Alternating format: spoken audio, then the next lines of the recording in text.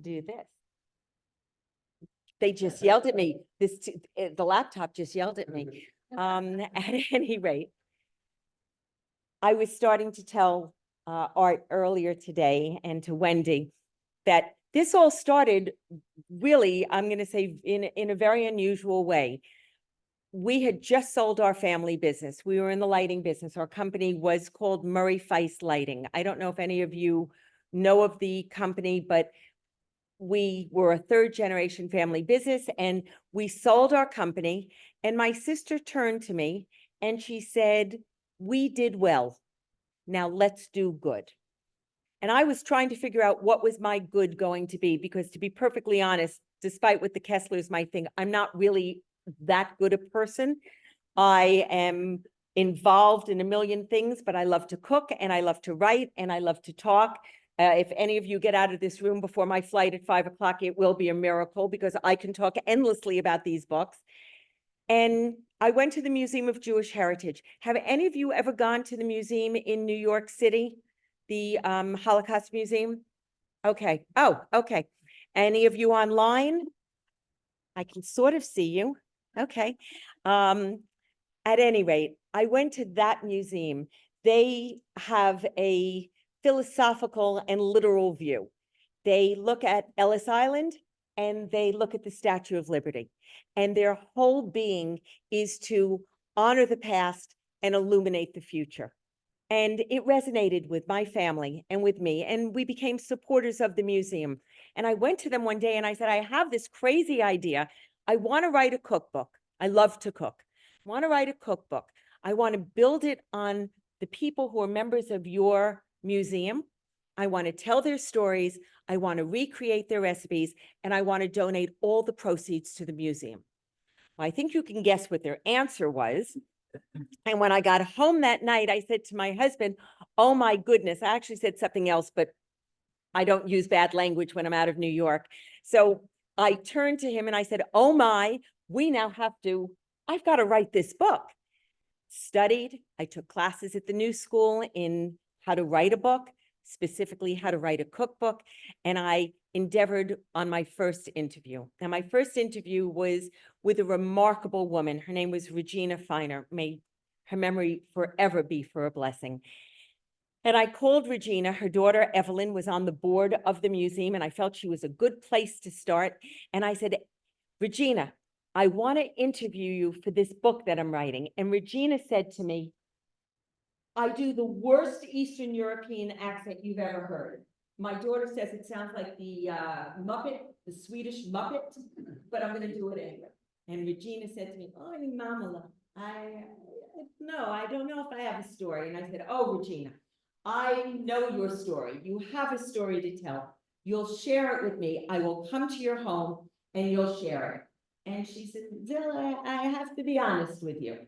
She says, "I heard you live on Park Avenue." And I said, "I do." She says, "Well, then I'm going to come to you." Right then and there, I knew that I was dealing with somebody who I was going to really enjoy. Now, I think she was disappointed in my apartment. I think she was picturing something from like the Real Housewives of New York, and that's not quite how I live. But having said that, Regina came to my home and we sat in my dining room and she told me her story. And like the hundreds of stories that I have heard, and each one is singular and each one is different, and each one is told, as I like to say, from the truth of the Holocaust survivor. I questioned nothing that they told me. If they told me that Mengele had brown eyes, green eyes, blue eyes, I nodded, because that's their truth. That's their memory. And Regina told me her truth and how she was at Majdanek death camp and how she survived and how she lost her parents and how she found cousins that she didn't know had survived. And she walked out of that camp and she had the absolute best revenge. She lived a good life. And she says to me, as do so many of my survivors, and make no mistake, they are my survivors. So many of my survivors have said to me over the years, saying, "You know what, to you know who, is the best revenge you can have. living a good life is the way they did that. And Regina was no exception. And after the conversation, I breathed a sigh of relief and I said, we got through the hard part. Now we'll do the easy part. We're going to talk about food. Regina, what's your signature dish? And she says, that? My signature dish? And I said, Regina, what do you make?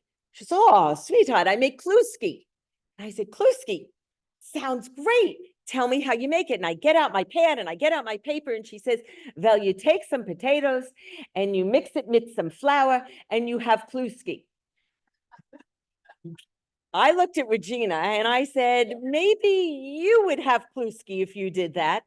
I don't think I would have kluski. I said, there has to be more to it. Were there eggs? Well, of course there are eggs. How do you think it's going to hold together? Was there oil? Well, a little oil, a glass of oil. Who knows what a glass of oil was back in the day? It was a Yortzeit glass. Now, back in the day, a Yortzeit glass was a tumbler. It was generous. Now it's like a votive candle. That makes an enormous difference if you're cooking something. I said, how about the potatoes? How many potatoes? So her daughter says, don't panic. I speak Regina. She says, Mom, when you go to the supermarket and you buy the potatoes, how many potatoes do you buy? She says, well, I get a better buy if I buy them in a bag. She says, and when you buy a bag, Mom, can you lift the bag? Can you carry the bag? Like yesterday, she looks over her shoulder in my dining room and she says, well, last time I checked, I had nobody who was carrying potatoes for me. And her daughter says, and Mom, when you make the kluski, how many potatoes are left in the bag? Now, I knew Regina at this point 45 minutes. You've known Regina 3 minutes. I bet you know the answer to the question. She says, I went through the Holocaust. If you think I would waste a single potato, you're crazy. And with that, Evelyn holds up her hand, 5 pounds of potatoes. That is how every single recipe unfolded. I was told to use a handful of this and a handful of that. When I wrote the word in the cookbook and I said to my editor, it's shitterein, she said, I don't think we should have profanity in the book. For those of you who speak Yiddish, shitterein is how we cook. It's a little of this, it's a little of that. I sometimes have wondered if I wouldn't have raised more money for the museum, instead of selling the book, if I actually sold Jewish measuring spoons. And they would say, a bissel. And the next one would say, oh, yeah, I added too much. And maybe the teaspoon would say, that looks about right. I think this would have been an amazing fundraiser, but maybe in my next life, maybe when I retire from this, that's the good I will do. That's how every recipe unfolded. And I was saying earlier today that for 1 year, I did nothing but cook Holocaust food. My family would come for 4th of July and they would say, please tell us you're having hamburgers and hot dogs. We are not having kugel for 4th of July barbecue. It is all I made. And my husband, who the Kesslers know quite well, know to be a very good, reasonable man. And he turned to me at the end of this year and he said, for 1 year, we have eaten like 85-year-old Polish peasants. And I looked at him and I said, it's not such a bad thing. The food is organic. It's healthful. It's nutritious. It's filling. It's nurturing. It's nourishing. It's everything you really want food to be. Well, that's what the book is filled with. These recipes that have been timeless and have been with Ashkenazi Jewish families for centuries. But the unexpected delight is that there are also dishes from, and I happen to be half Sephardic, from Sephardic survivors. People don't realize, but Greece actually by percentage suffered the greatest loss in the Holocaust of any country. And Sephardic Jews were, because they were part of the final solution, they were immediately taken and they went straight to Auschwitz. And it was at the end of the war, it was in the 1944. And so it was devastating. But I laughed because my kitchen went from beige, which is Ashkenazi food, to green and yellows and all these vibrant, verdant colors because the Sephardic food had so much, so many herbs and so many different ingredients. But the Ashkenazi food was wonderful. I laughed. I went into a restaurant with my daughter that Wendy mentioned in the West Village when I was writing the book. It was at the really at the height of when she was discovering and dealing with her dystonia. And we went to a very trendy West Village restaurant. On the menu was the following: toasted buckwheat groats with farfalle pasta and caramelized onions. $16 for a plate of kasha varnishkas. These foods are good foods. So while the book has those, I hope that those of you, and I get to tell you to buy the book. I get to tell you that if you've already bought one book, come back, buy another, give it as a gift, bring it to a Passover Seder. I get to say that because I don't keep the money from the book. This temple keeps the money from the book. So I get to be a real salesperson and say, Olavai, we sell out of all those books and we actually have to order more. Buy this book, cook from it, tell the stories because they're incredible. And as incredible as the stories were from Food, Hope, and Resilience, the stories that I learned from iconic New York Jewish food are some of these stories that truly fuel me because they're about Jewish food history. I think that when you eat something, no matter what it is, whether it's Jewish food, Italian food, Chinese food, I don't care what it is, knowing the why to the what is really important. Understanding why you eat what you eat makes a difference. Food tastes better when you know the story behind it. Without the story, it's just ingredients. The story is what draws you in, what makes the food taste so delicious. One of my favorite recipes, and somebody in the room made the Linzer tarts. Who made you made the Linzer tarts. And it is a fabulous recipe. Are they the best Linzer tarts ever? I don't know. But Mary's story means so much to me that her Linzer tarts are the best cookies I've ever eaten. And I'll share that story later on because it's an incredible story of resilience. So I love knowing what's behind these foods. So in iconic New York Jewish food, it's all the foods that we love in New York that happen to be Jewish. And we uncover the stories behind them, and so many of them have Jewish roots. For instance, at your 4th of July barbecue, I am sure that you raise a glass to Charles Feltman. No, none of you raise a glass to Charles Feltman. You have no idea who I'm talking about. Charles Feltman was a pushcart vendor on the beaches of Coney Island back in the early 1900s. He sold hot dogs. Now, I was saying earlier, do you know why we have pushcarts? Pushcarts was the invention of a Yiddish cup. Pushcarts came about because back in Europe in the 1600s and the 1700s, Jewish people were not allowed to own stationary stores. It was illegal. The church made it illegal. So in order to get around that mandate, they took their stationary kiosks and they put a wheel on it. Now it was movable. Now it was a push cart. Now they could sell whatever they were selling. What they couldn't sell were baked goods because Jewish people were not allowed to commercially bake. That's how the bagel came about, because a bagel is boiled before it's baked. It's a Jewish loophole. That's what it is. We had a workaround.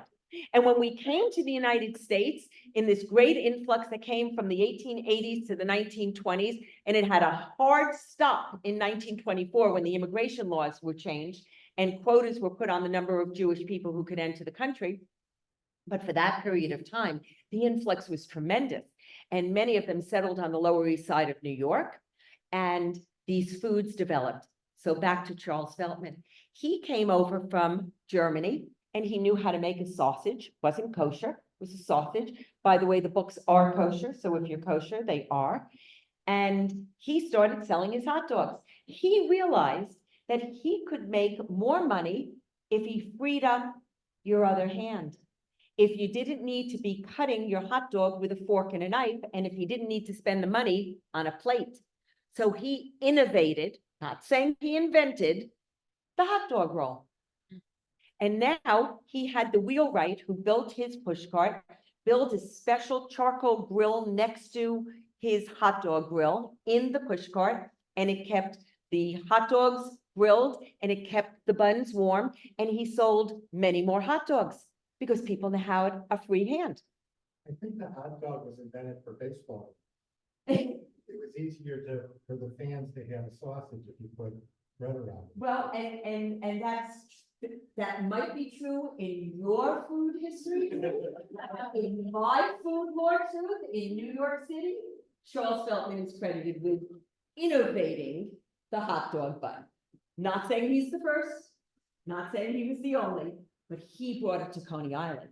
And when he brought it to Coney Island, he made one dire mistake. He hired this guy, his last name was Handworker, also somebody you probably never heard of. And he grilled the hot dog buns at Feltman's restaurant, which became an empire. He sold, it was the largest restaurant in the country. He sold millions of hot dogs because of the hot dog bun. Anyway, Handworker had two friends. This is in the category of you cannot make this up. The two friends of his were busboys at Feltman's restaurant, Jimmy Durante and Eddie Cantor. Okay? They were his friends. They encouraged him to go out on his own. They said, you're a smart kid. You shouldn't be grilling buns for a living. You can do better. He saved up $300. He got a push cart. He opened up down the street from Feltman. He started making hot dogs using his wife Ida's recipe. It was a spicier Romanian style hot dog. He actually gave free hot dogs to the nurses and doctors at the Coney Island hospital that was nearby because he wanted the hot dog to have the appearance of being healthy to eat. So he said, if you come wearing your white coats and your white hats, you get free hot dogs. And today, I mean, I was told you don't have a great kosher deli here, but if you go into a traditional Jewish deli, they are wearing white coats and white hats. That's how that started. It was to give the appearance that this Jewish deli food was healthy for you. Okay. Anyway, he charged half what Feltman charged, and he made a killing. And you would think he would name his enterprise after Ida. After all, it was her grandmother's Romanian recipe, but he didn't. He had a huge ego, and he named it after himself, which was Nathan Handworker. And that's how Nathan's got started. He was a bun griller for Charles Feltman. Feltman still, his ancestors reinvigorated his business, and you can buy them online. And it's a good hot dog. I like a Nathan's hot dog, but it's a good hot dog. The other person that you probably have never heard of, Gussie Schwebel. Now, I got you. Gussie Schwebel. Gussie Schwebel called herself the Knish Queen. Okay? And she felt she was the Knish Queen because Yonah Schimmel, who everybody knows his knishes, and he still makes them today, he was the Knish King. His enterprise, his business was down the road. Gussie made them in her home, in a tenement on the Lower East Side, and Rolls Royces would line up in order to buy her knishes. Well, if you are the queen of the Knish, there is only one person that you should be corresponding with. That's the First Lady of the United States. And that's exactly what Gussie did. And it was during World War II, and she sent a telegram, before Instagram, before texting, she sent a telegram, and she said to the First Lady, "Dear Eleanor," correct, "Dear Eleanor, I have a brilliant idea. I make knishes. I think if you bought them, you could send them overseas to our boys in the army, and it would feed them and nourish them for very little money. I'd like you to try my knishes. And the First Lady of the United States responded with a telegram back, and she said, absolutely, send me a box of them. And so one day in January, Gussie Schwebel prepared a couple of dozen knishes that were to be delivered to Eleanor Roosevelt's Upper East Side townhouse. She actually had 2 townhouses on the Upper East Side. And if you're ever in that area in the East 70s, right off of Park, you can see there are plaques on the doors that show where Eleanor Roosevelt lived. So many news reporters came to cover the story because Gussie couldn't keep it to herself, that Eleanor Roosevelt got concerned and she canceled the delivery. But she felt a little bad, and she felt that she had squashed Gussie's hopes. And to be honest, she did, and we never really heard from Gussie again. But she said to her husband, maybe there's something to these knishes, and maybe it will ingratiate you with Jewish New York voters. Let's go down to Yonah Schimmel's, the competition, and get a knish. Ever since that, any politician who runs for office in New York eats a knish at Yonah Schimmel's. When Eric Adams was running for mayor, he's a vegan and he's quite dapper. He was concerned about eating a knish because he assumed that it had something in it that wasn't vegan. He was wrong. And Yonah Schimmel assured him that he could eat the knish safely and win the election. And he did. One politician did not eat a knish. It was a Jewish politician, Morgenthau, who ran for governor of New York against Nelson Rockefeller. Now, if you can picture Nelson Rockefeller, he is the poster boy for shaggots.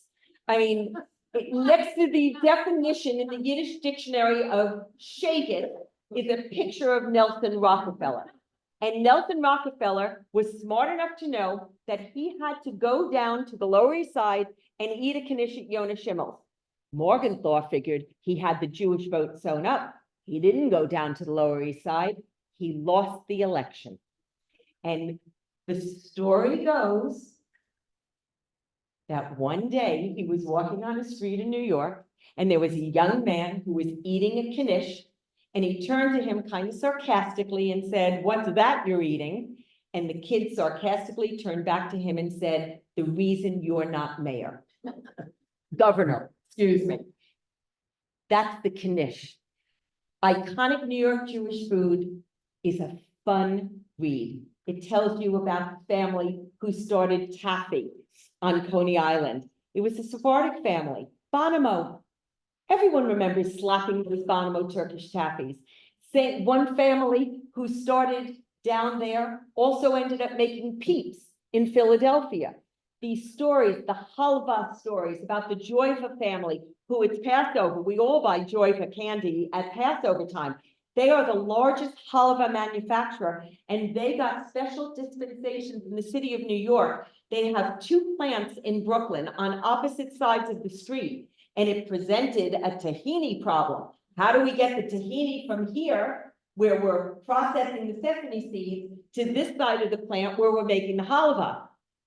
They dug up a road in Brooklyn, and there is a pipeline of tahini that flows under a street in Brooklyn so that Joyva can make halva, so that we have it for the Jewish holidays. There are fabulously fun stories in the book, and I enjoyed writing it. But my heart and soul is with food, hope, and resilience. Because the people I met, I didn't get to meet most of these people who I wrote about in Iconic New York Jewish Food. I met their children, I met the owners of Juniors and the people from Katz's and Second Avenue Deli, but I was talking to second generation, third generation. I got to know this remarkable community of survivors. I got to know people like Julius, who after I interviewed his wife for her recipe, and they would, you know the scene from Harry Met Sally at the end where they're sitting on those benches at the end, and it's the little husband and wife sitting next to each other, and they look like they are, 200 years old and have been married even longer. So Julius was sitting next to his wife, Eva, when I interviewed them. And I noticed that every time I would say, "So how is her kugel?" She says her kugel is delicious.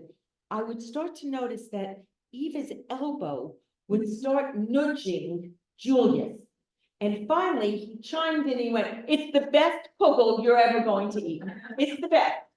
And Julius said to me when we left, "I need to walk you out." He says, "I have to tell you 3 things. The first was a dirty joke. Not gonna repeat. The second," he turns to me and he says, "Don't make that recipe." And I said, "Julius, you just told me it's the best kugel ever." He says, "What did you want me to say? Her elbow was digging into my side. Get any other recipe you want from her, don't make that recipe." And I said, "And what's the third thing? As long as I live, I have no idea why he told me this." But he said, "I'm 6 years older than she thinks I am."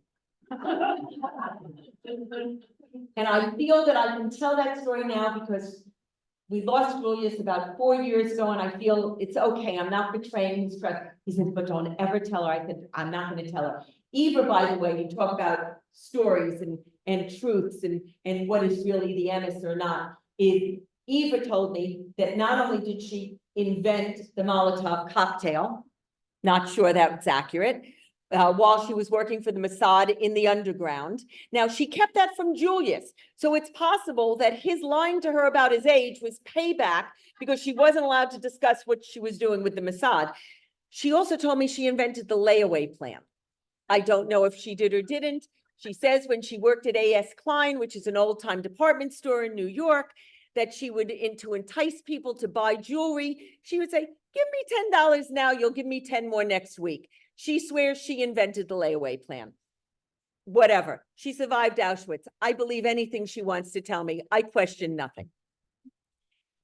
There are, and I don't want to keep you here too long, but there are so many incredible stories in the book. And for people who say to me all the time, "I don't need another cookbook," I say, "I don't care." That's the simple answer.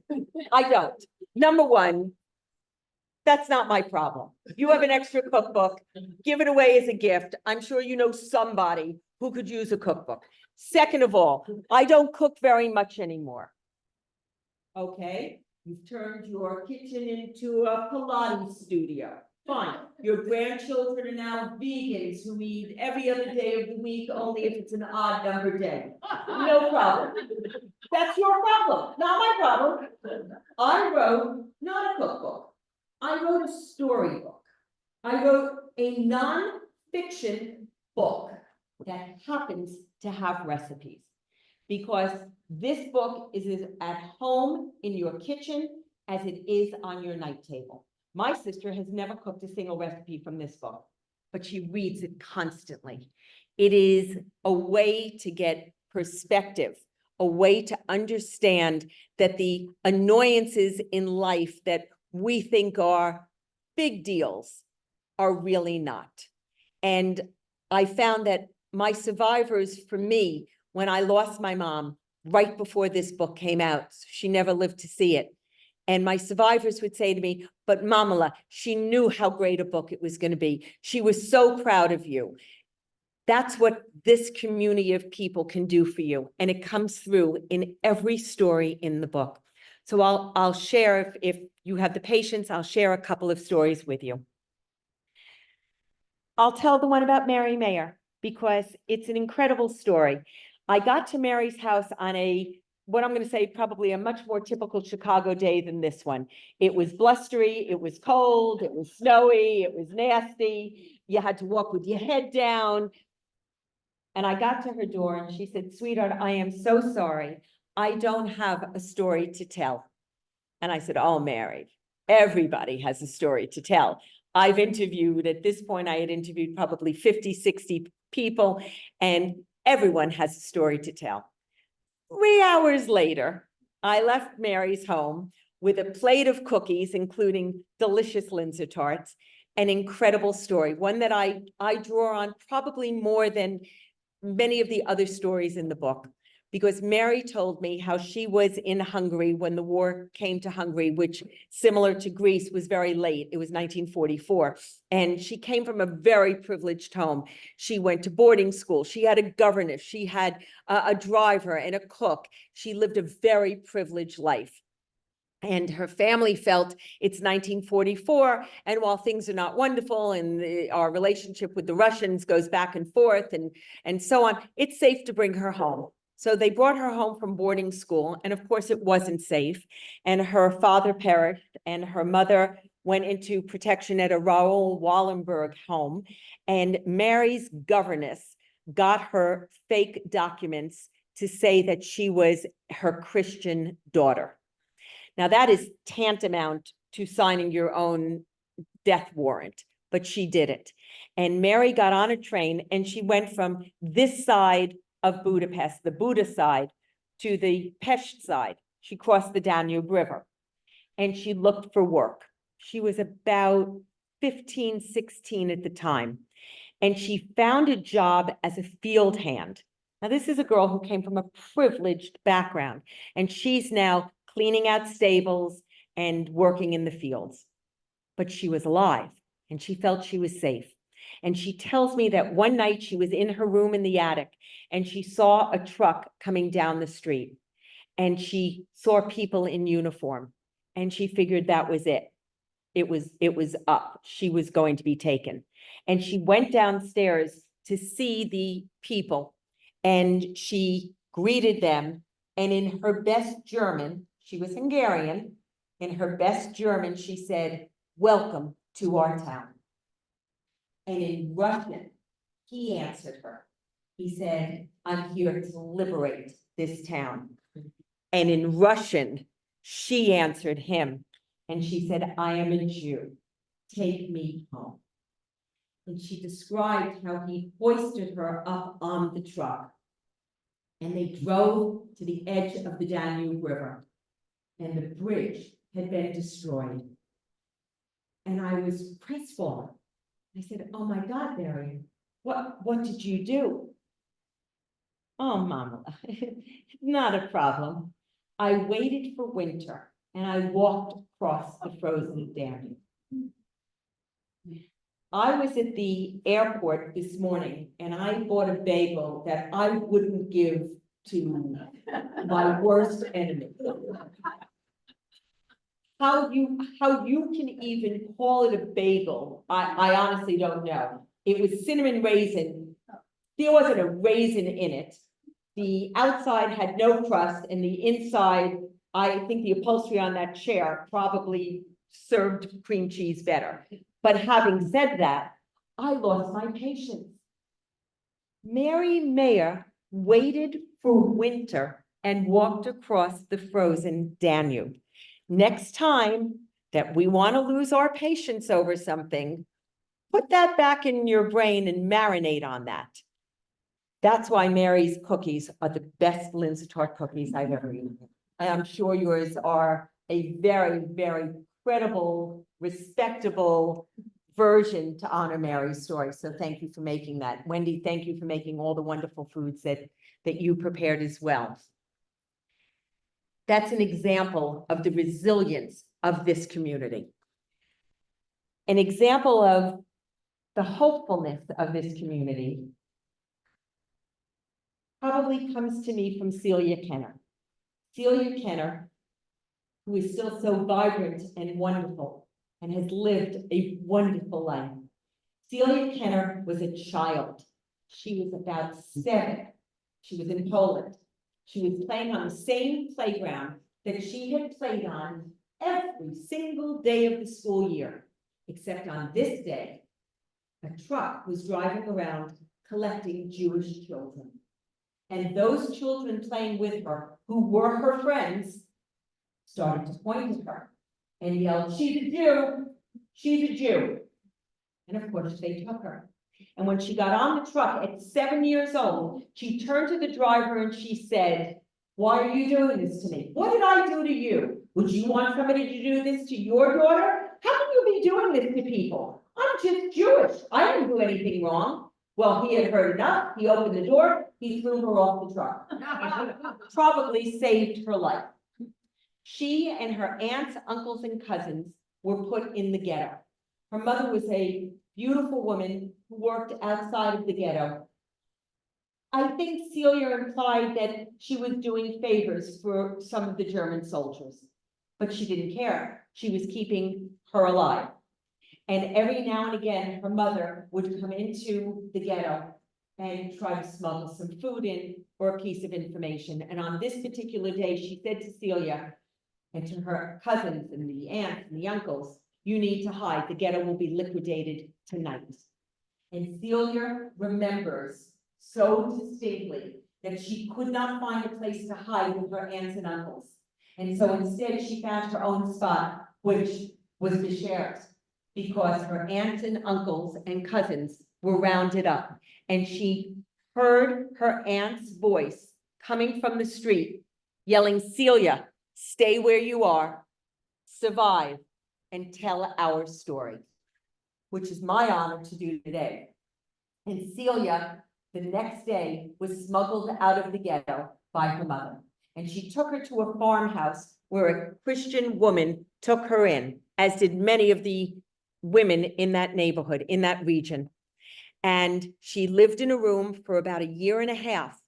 No windows, never left it, but they kept her safe and they kept her alive until one day the family next door was discovered. And the mother in Celia's house was worried. And she said, "I can't risk the lives anymore of my own children. I'm going to take you to a barn. I'm going to bring food there every 3 days so that no one's suspicious, but I can't bring regular food. I will bring food for the animals. I hope it's enough for you to subsist on." She says, "I know that there is another person in there. I have heard her. She sounds very ill and very weak, but I just want to give you a heads up." And Celia went into the barn and she climbed the rafters, and the woman laying in the corner dying was her mother. And every third day, Celia climbed down from those rafters, came out of hiding, took the food intended for the animals, and fed herself and her mother. And together, they walked out of that barn when they were liberated. She had that sense of hopefulness. I don't think Celia ever gave up hope that she would survive. And we titled the book Food, Hope, and Resilience because it was a phenomena in the camps that many of the people, especially the women, would fabricate and recreate recipes in their minds to help sustain them, to give them hope. So the food led to hope, and the hope built their resilience. And that's why we named the book what we did. The underwriting theme of this book is Beshert. Beshert is something I don't believe in coincidence. I believe in Beshert. And even if it seems like a coincidence, I'll find a way to make it meant to be, even if it shouldn't. So I'll close with a story that I close every single talk with. And that's the story of Ada Ehrlich and Nadia Bergson. Ada Ehrlich and Nadia Bergson were two women from the same town in Poland who found themselves in Auschwitz together. They were two women who were part of the only uprising ever to take place in Auschwitz. They were two women who watched the leader of their conspiracy hung in the center of the square of Auschwitz, but she would not reveal the names of the other women who were conspiring with her. And these two women, along with the others in their group, would work in the munitions factory. And every day they would open up a thread on the hem of their uniform. And in it, they would deposit gunpowder. And they hoped that one day they could create a bomb.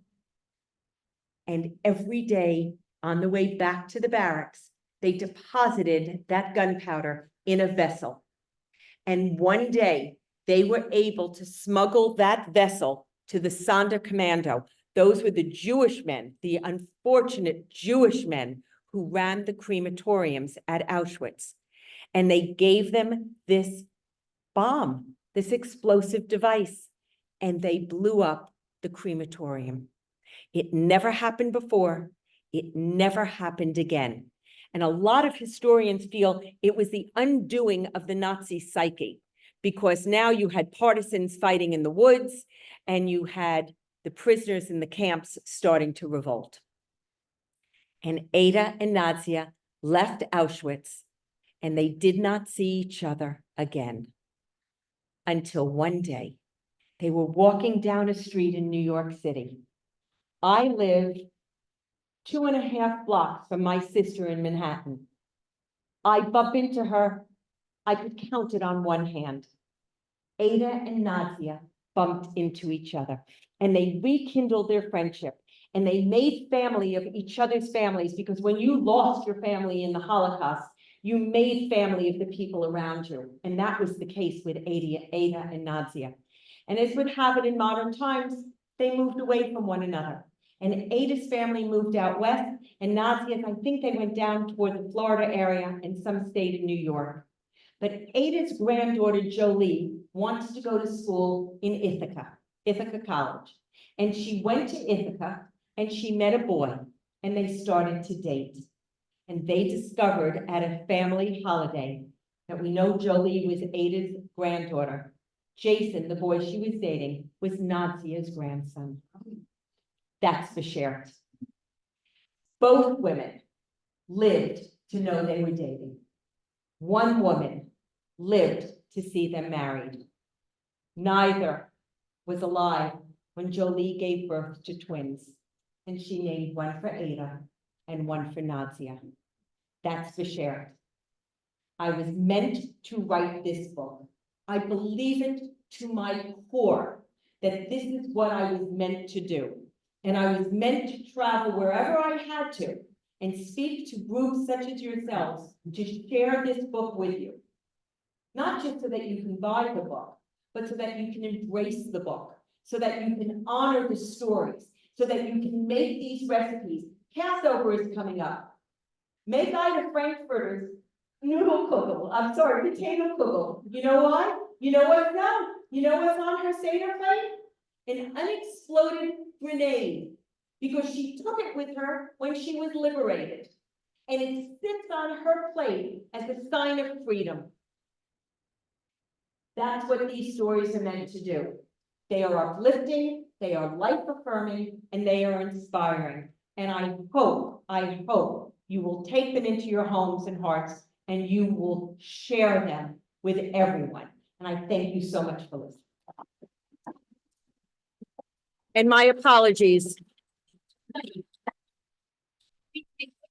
You can, if I've left anything unanswered. Right. Let's see, I'm gonna have to yell. So I'll let you be the mic person there. And they'll look at your This pretty isn't face. working. Here, you may have my Okay, microphone. great. You're gonna have to do that. Does anyone have any questions? Oh, I was. Okay, Go ahead. Other comments. There's a little controversy here. There's a hot dog stand Oh, I'm looking. that way. Okay. They changed hands, Michael's. Oh. But when it opened, they wanted to name it Nathan's, Oh, wow. and they got sued. Of course they did. And so they had to change the name to Michael's, which it is to this day. Not the original. What was the other thing is, are you familiar with Modern Bakery? Modern? Modern Bakery, Kit would know. I've never heard of it. Where is it? It's somewhere in Manhattan. I think they have one in Westchester. The best gluten-free bagels in the universe. Really? Yeah, we order them. Their shipping charges went down. I've never heard of Modern Bakery. If I'm wrong, Kit will raise her. Okay. And we do want you to try our bagels here from Once Upon a Bagel. which- Okay, Although we have them every week, I highly recommend them. okay, I will take one home with me. Good. And And there's do- lox and a schmear and the whole thing. There's also tuna and egg salad, it's all good. Other questions? June's gonna be here. We're gonna sign books. And if you think of a question, you can ask, for Absolutely. those, online, I put in the chat, if you would like to, oh, here's Maddie. If you would, it's Oh. modern bread and bagel in New York. It's Never heard of it. gluten-free and kosher. Hmm. If anyone online wants a book, just put it in the chat or email me and I'll hook you up. So, I think, any last chance, okay. I'm gonna say goodbye to everybody online.